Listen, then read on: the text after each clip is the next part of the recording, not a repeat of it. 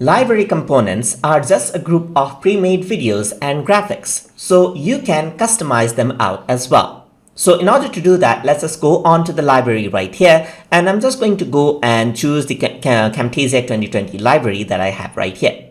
So let us just go to intro and let's see the options that it provides us with. So over here you can see that there's something like simple bright title right here and so forth. So let us go around onto simple bright title itself and see how it is. If I were to play this, there's a set of animations which just plays around.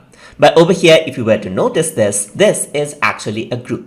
So I can open the group out and you can see that it is made up of subgroups. So I can expand this out and I can change around each of the elements so that the animation appear in different timings, as you can see. I can also change around the location of these, just like these, all of the shapes just like that. And you can see that all of them now come at a different timing, just like that. And that's how you get it out. Similarly, for each and everything right here, let's say, for example, this one, click on this one right here.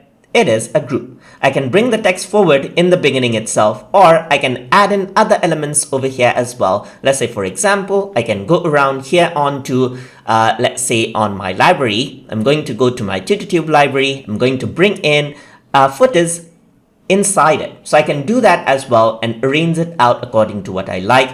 And now this is just an element that I can work with. And that is how you can customize library components individually inside of Camtasia. So I hope you guys learned something as always. And as always, please like, comment, share, and subscribe.